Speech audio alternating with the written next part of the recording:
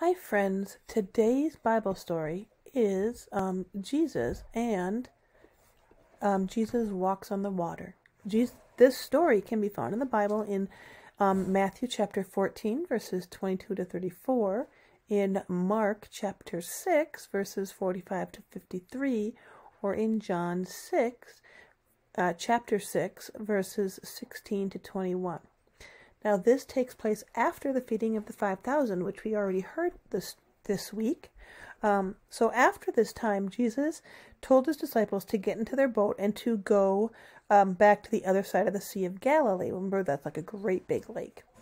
And then he told the crowd, he sent them away, and he went off by himself to pray. So as the disciples were crossing this really big lake, so that's what the Sea of Galilee would be, like a huge lake, like one of the Great Lakes.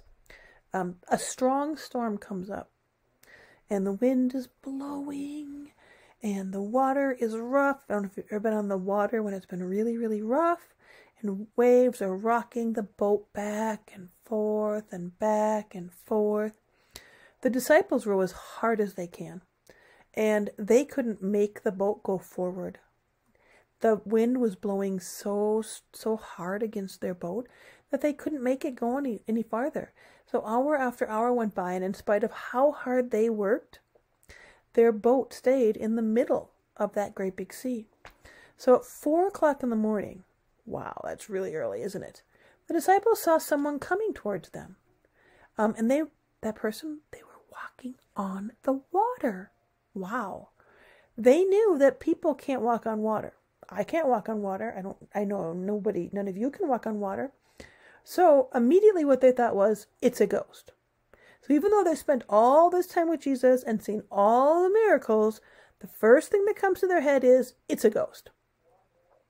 So, and they were afraid. They were terrified. So that's super afraid. And then they heard a voice of Jesus, and Jesus told them, don't be afraid. Everything's okay. It's all right. It is I. So then Peter calls out to Jesus. Remember Peter? Peter's bold, isn't he? Peter's very, very bold. And he calls out to Jesus. And he says, Jesus, Lord, if it is really you, tell me to come to you and to walk on the water. So Jesus said, come. So Peter stepped out of the boat, and he starts walking on the water towards Jesus. The wind is tossing his hair and blowing his cloak, and spray is hitting his face. But as long as he looks right at Jesus' face, he walks on the water. No problems at all. That is his faith. He's walking on the water. And it didn't matter how hard the wind was blowing. It didn't matter how much the waves were spraying him and splashing him. But as soon as he got scared, he began to sink. And he said, Lord, save me. So Jesus reaches out his hand and pulls Peter. He says, your faith is so weak. Why did you doubt me? At that moment, they climbed into the boat, and the wind stopped blowing. The water became calm, and the disciples were amazed. They fell at Jesus' feet and worshipped him, saying, you really are the Son of God. And immediately, the boat reached the other shore. They weren't doing anything.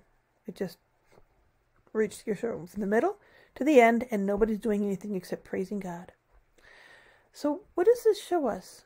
It shows us that we have to have faith. We have to trust. And as scary as things seem, especially right now, things seem really scary. We have to trust. We have to have faith. Jesus has a plan. He knows how this is going to end. And so we don't have to worry about it. And I know some of you have lost loved ones. And just think that those people that are no longer with us, they're rejoicing right now in heaven with Jesus. So, as sad as it is for us, they are rejoicing. So don't lose faith. Don't doubt that Jesus does have this all in hand, and this is a scary time, but we don't have to doubt. We don't have to be afraid. Jesus has so much power that he controlled the weather.